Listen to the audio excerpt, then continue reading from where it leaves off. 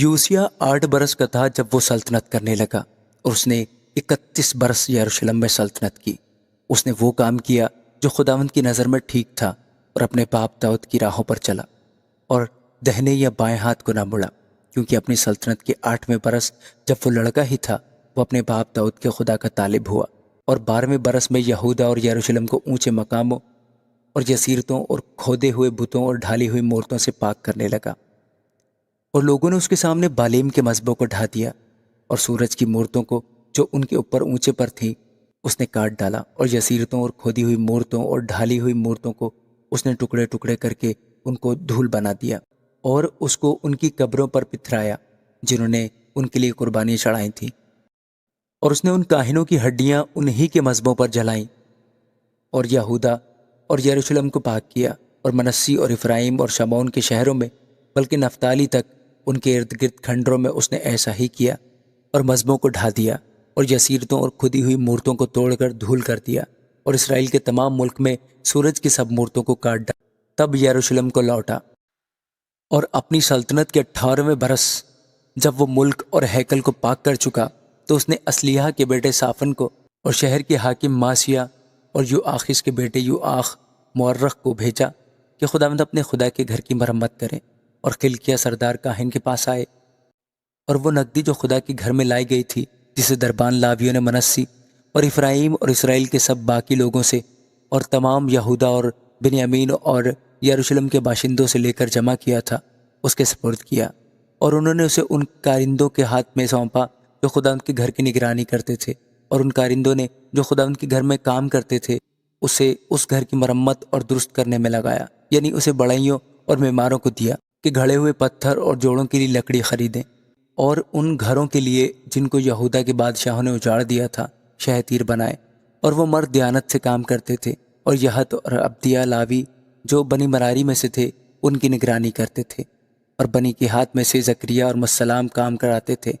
اور لاویوں میں سے وہ لوگ جو باجوں میں ماہر تھے، اور وہ بار برداروں کے بھی دروغہ تھے، اور سب قسم قسم کے کام کرنے والوں سے کام کراتے تھے، اور منشی اور متہمم تمیم اور دربان لاویوں میں سے تھے۔ اور جب وہ اس نقدی کو جو خداوند کے گھر میں لائی گئی تھی نکال رہے تھے، تو خلقیہ کاہن کو خداوند کی توریت کی کتاب جو موسیٰ کی معرفت دی گئی تھی ملی۔ تب خلقیہ نے صافن منشی سے کہا کہ میں نے خداوند کے گھر میں توریت کی کتاب پائی ہے، اور خلقیہ نے وہ کتاب صافن کو دی، اور صافن وہ کتاب بادشاہ کے پاس لے گیا۔ پھر اس نے بادشاہ کو یہ بتایا کہ سب کچھ جو تو نے اپنے نوکروں کے سپرد کیا تھا اسے وہ کر رہے ہیں، اور وہ نقدی جو خداوند کے گھر میں موجود تھی انہوں نے لے کر ناظروں اور کارندوں کے ہاتھ میں سونپی ہے۔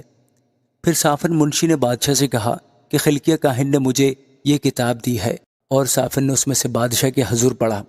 اور ایسا ہوا کہ جب بادشاہ نے توریت کی باتیں سنی تو اپنے کپڑے پھاڑے۔ پھر بادشاہ نے خلقیہ اور اخیکام بن صافن اور عبدون بن مکا اور صافن منشی اور بادشاہ کے نوکر عصایہ کو یہ حکم دیا کہ جاؤ اور میری طرف سے اور ان لوگوں کی طرف سے جو اسرائیل اور یہودا میں باقی رہ گئے ہیں،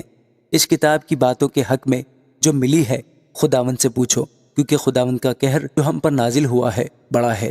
اس لیے کہ ہمارے باپ دادا نے خداوند کے کلام کو نہیں مانا ہے کہ سب کچھ جو اس کتاب میں لکھا ہے اس کے مطابق کرتے۔ تب خلقیہ اور وہ جن کو بادشاہ نے حکم کیا تھا خلدہ نبیہ کے پاس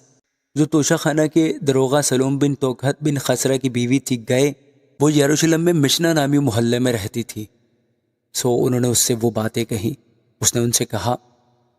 خداوند اسرائیل کا خدا یوں فرماتا ہے کہ تم اس شخص سے جس نے تم کو میرے پاس بھیجا ہے کہو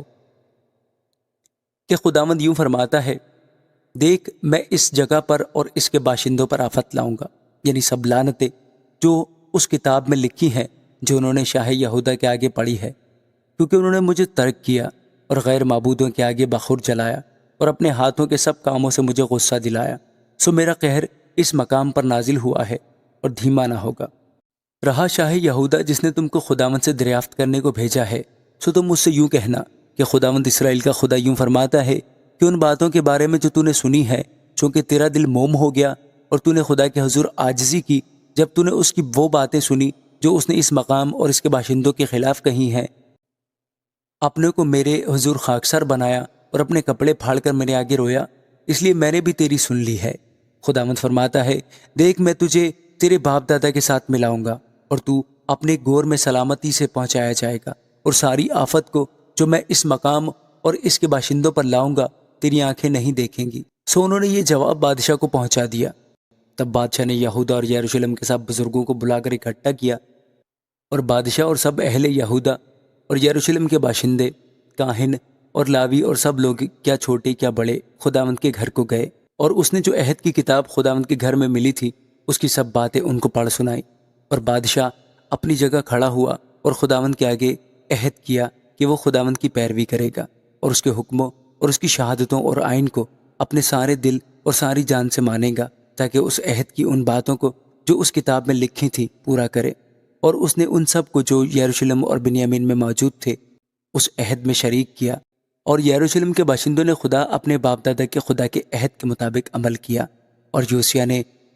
بنی اسرائیل کے سب علاقوں میں سے سب مکروہات کو دفع کیا، اور جتنے اسرائیل میں ملے ان سبوں سے عبادت یعنی خداوند ان کے خدا کی عبادت کرائی،